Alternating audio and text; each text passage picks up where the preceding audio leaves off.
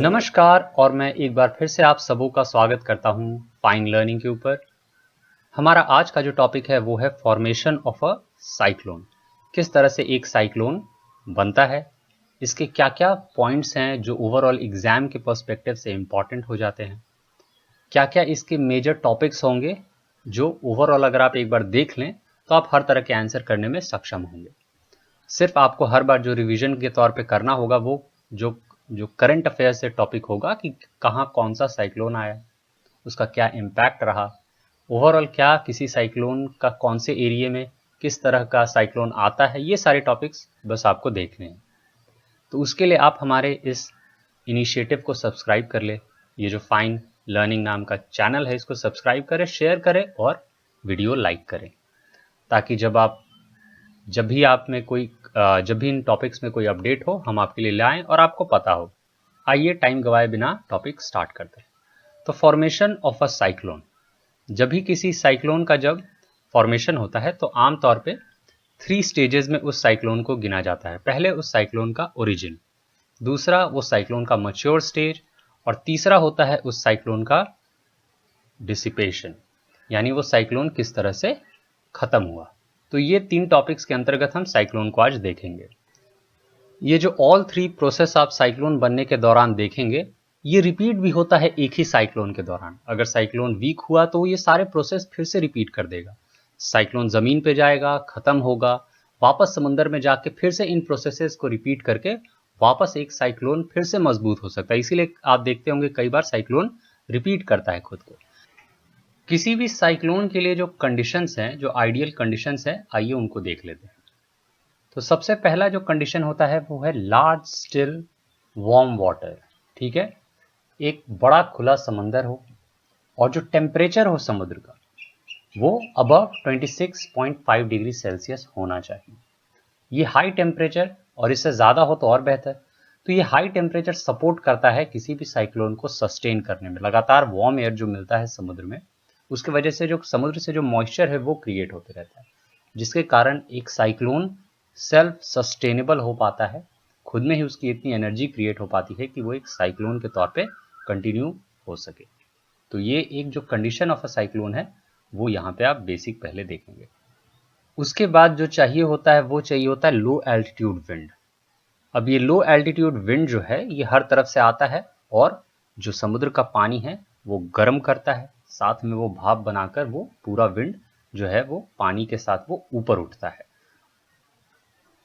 जब ये warm air जो लगातार वेपर बना रहा है ये धीरे धीरे ग्राउंड से ऊपर की ओर उठता है और जो क्लाउड्स है उसका फॉर्मेशन स्टार्ट करता है। ये देख सकते हैं आप किस तरह से अभी ये जो विंड्स हैं ये लगातार वाटर पिक कर रहे हैं एंड इन ओवरऑल वे धीरे धीरे करके ये यहाँ पे क्लाउड फॉर्मेशन स्टार्ट करते हैं। ये क्लाउड्स धीरे धीरे अपर एटमॉस्फेयर में पहुंचता है क्योंकि ये हल्का होता है। As the cloud is lighter than the surrounding air, क्योंकि वार्म एयर के थ्रू बना है और वो और एयर पॉकेट्स अपने में कंटेन करके ये वाटर वेपर काफ़ी हल्के होते हैं, तो ये अपर एटमॉस्फेयर की ओर बढ़ना शुरू कर देते हैं।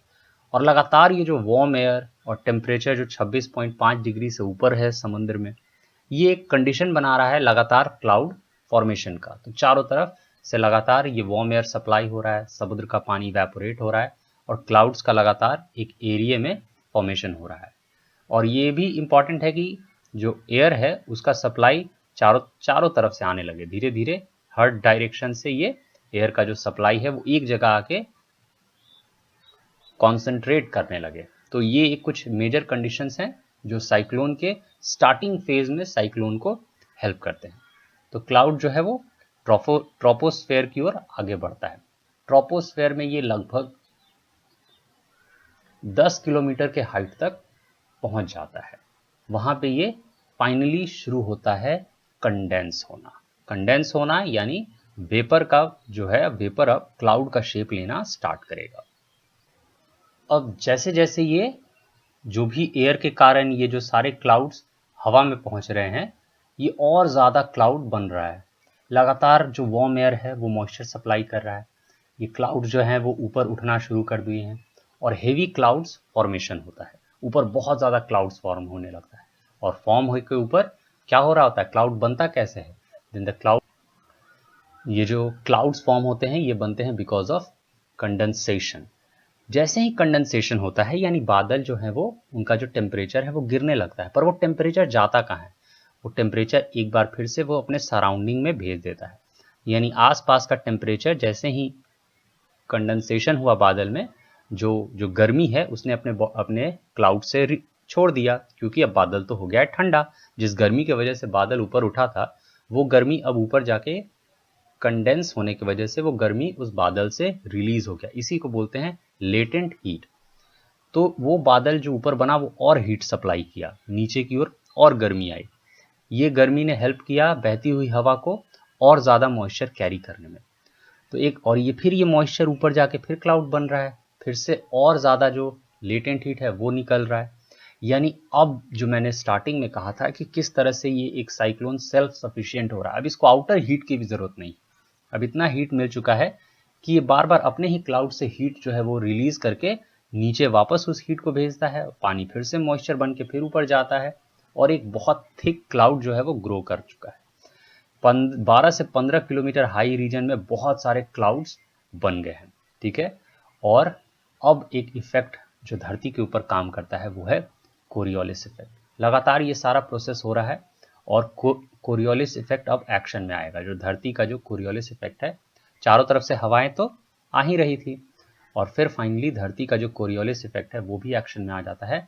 और ये जो लगातार बन रहा एयर पॉकेट है, जो एयर का जो रीजन है, ये एक पॉकेट हो गया, ये एक पॉकेट हो गया, ये एक पॉकेट हो गया, और बीच में जो जो लो रीजन है, जो आई ऑफ द रीजन है, वहाँ वो क्लाउडलेस होता है, क्योंकि यहाँ से लगातार एयर जो है वो राइज करने का काम कर रहा है। तो ये एरिया क्लाउडलेस है, उसके चारों तरफ हेवी थिक क्लाउड जो मिस्ट एंड मॉइस्चर के साथ डेवलप हो चुका है। अब कोरियोलिस इफेक्ट के कारण ये सारे क्लाउड्स, ये सारा जो रीजन है ये चक्कर लगाने लगता है एंड दे स्टार्ट मूविंग। एक सेल्फ सफिशिएंट साइक्लोन अब मूव कर रहा है और वो मूवमेंट जब धरती की ओर बढ़ता है तब वो काफ़ी काफ़ी ज़्यादा डिवेस्टेटिंग होता है। चलिए आगे देखते हैं। तो एक बार जब ये कोरियोलिस इफेक्ट के कारण जब इसका पूरा जो ओवरऑल मूवमेंट है ये स्टार्ट हो जाता है, then the formation of eye becomes clear. जैसे ही ये पूरा जो क्लियर हो जाए, क्योंकि जैसे ही ये राउंड राउंड घूमना होता है, बीच का जो एरिया है वो बिल्कुल क्लीन एंड क्लियर मौजूदा तौर पे सैटेलाइट इमेजेस में वो दिखने लगता है, उसी को आई कहते हैं। और उस आई के फॉर्मेशन में मेजर इम्पैक्ट जो प्ले करता है वो है कोरियोलिस इफेक्ट। अब ये जो कोरियोलिस इफेक्ट के कारण ये जो सारा साइक्लोन बना, ये वाला ही मैच्योर स्टेज कहलाता है। अब साइक्लोन बन चुका है, जो आई ऑफ द स्टॉर्म है वो क्लियरली विजिबल है, ठीक है। ये सेंटर में जो आई है, लगातार हवाएं जो है वो नीचे की ओर जा रही हैं और इस सेल्फ सस्टेनेबल साइक्लोन को मैनेज कर रही हैं। ये सेंटर में बड़े अच्छे से आई और यहाँ लो प्रेशर होता है, ठीक है। सदर्न हेमिस्फेयर में इसी को ये जो ओवरऑल जो सदर्न हेमिस्फेयर वाला जो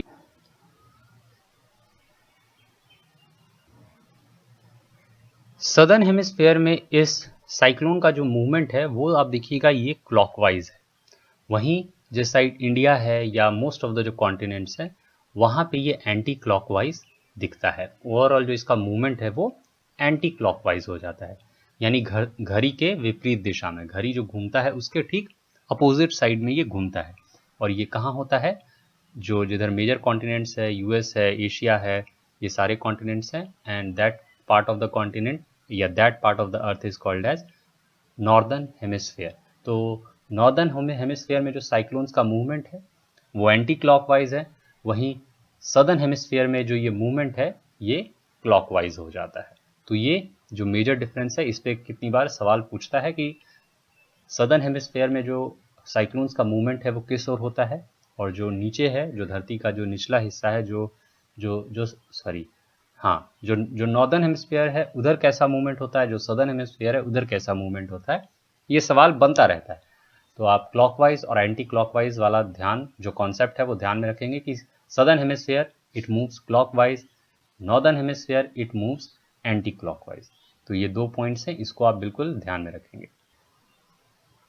एक और पॉइंट कि आप जो साइक्लोन का जो सेंटर होता है, जो आई होता है, ऑब्वियसली वहाँ लो प्रेशर है, तो तमाम साइक्लोन के कंपैरिजन में जो लोएस्ट प्रेशर है वो आपको सेंटर ऑफ द आई में दिखेगा। आमतौर पे ये 950 मिलीबार के आसपास होता है और बाहर की ओर जाहिर सी बात है प्रेशर बढ़ते जाएगा। लोएस्ट प्रेशर आई पे है क्योंकि उसी जगह साइक्लोन क्रिएट हुआ। रिकॉर्डेड टाइम में जो लोएस्ट एयर प्रेशर अभी तक इंसानों ने रिकॉर्ड किया है वो है at the I of a cyclone, जो कि आइडा उसका नाम है, 1958 में आया था।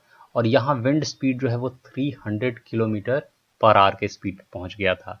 तो आप जानते ही होंगे कि एयर का प्रॉपर्टी कि हाई प्रेशर से एयर ट्रैवल करता है लो प्रेशर की ओर, इसीलिए जहाँ लो प्रेशर है वहाँ पे चारों तरफ से हवाएं जो है वो अट्रैक्ट होंगी, ठीक है। और ये बहुत सारी आती हवाएं, साथ साथ में जो अर्थ का जो कोरियोलिस इफेक्ट है, ये मिलके एक बहुत बड़े साइक्लोन को पैदा करती है। बहुत बड़े साइक्लोन का यहाँ उत्पत्ति होता है, जन्म होता है, बर्थ होता है। तो ये ओवरऑल साइक्लोन की कहानी थी। एक बार जब साइक्लोन का फॉर्मेशन हो जाता है उसके बाद वो अपने सोर्स से हटकर जमीन की ओर अपना मूवमेंट स्टार्ट कर देता है। और जैसे ही एक बार वो अर्थ पे पहुंचता है, हेवी डिवेस्टेशन, फ्लड, लगातार हो रही बारिश, ये सब देखने को मिलता है। और ये लंबे समय तक ये साइक्लोन कंटिन्यू हो सकता है अगर समुद्र में टेम्परेचर उस तरह का है जो इसको अभी तक सस्टेन कर रहा है। विद अ टाइम, लैंडफॉल होने के बाद या समुद्र में टेम्परेचर बदलने के कारण धीरे धीरे ये साइक्लोन डिसिपेट होता है, साइक्लोन खत्म हो जाता है। तो साइक्लोन किस तरह स्टार्ट हुआ, साइक्लोन किस तरह मैच्योर हुआ और साइक्लोन किस तरह डिसिपेट हुआ, ये तीनों प्रोसेस हमने ओवरऑल समझ लिया है। अलग अलग साइक्लोन्स होते हैं, अलग अलग साइक्लोन का अलग अलग लैंड पे इम्पैक्ट होता है। अगर साइक्लोन बहुत स्ट्रांग है तो ज़्यादा हेवी इम्पैक्ट होगा। कई बार साइक्लोन इतने वीक होते हैं कि बस बनता है और थोड़ी देर में समुद्र में ही वो साइक्लोन्स खत्म हो जाते हैं। तो इस तरह के अलग अलग साइक्लोन्स का अलग अलग लेवल होता है, वो भी देख लेते हैं। इस इमेज में आप देख सकते हैं कि साइक्लोन के अलग अलग ग्रुप्स होते हैं, अलग अलग कैटेगरीज होते हैं। एक मिनिमल डैमेज जिसमें जो विंड स्पीड है वो 119 किलोमीटर से लेकर 153 किलोमीटर तक हो सकता है। दूसरा है सेकेंड कैटेगरी जिसमें मॉडरेट डैमेज, थोड़ा बहुत डैमेज होता है, और ये 154 से 177 किलोमीटर पर आवर का विंड स्पीड यहाँ देखने को मिलता है। थर्ड कैटेगरी जहाँ अच्छा खासा डैमेज, एक्सटेंसिव डैमेज, वहाँ विंड स्पीड 178 किलोमीटर से लेकर के 208 किलोमीटर पर आवर का स्पीड हो सकता है। और फोर्थ कैटेगरी जहाँ अत्यधिक डैमेज हो, एक्सट्रीम डैमेज, विंड स्पीड 209 से लेकर के 251 किलोमीटर तक हो सकता है। और फाइनली फाइनल स्टेज जिसको कैटास्ट्रॉफिक कहा गया है, यानी यहाँ तो बस कुछ बचेगा ही नहीं और विंड स्पीड 252 किलोमीटर से लेकर के अधिक हो, जो भी हो 252 किलोमीटर से ऊपर का अगर विंड स्पीड है then that category comes under catastrophic category. उसके बाद कुछ बचेगा ही। तो ये ट्रॉपिकल स्टॉर्म के फॉर्मेशन और उसका जो ओवरऑल क्रिएशन है, इसके ऊपर हमने इस वीडियो को बनाया। मैं आशा करता हूँ आपको ये ओवरऑल टॉपिक पसंद आया। अच्छा लगा हो तो लाइक, शेयर और सब्सक्राइब तो ज़रूर करें, यार दोस्तों को बताएं और हमारे चैनल को फॉलो करें। धन्यवाद। मिलते हैं अगले ऐसे ही किसी काम के वीडियो में, तब तक पढ़ते रहें, खुश रहें। धन्यवाद।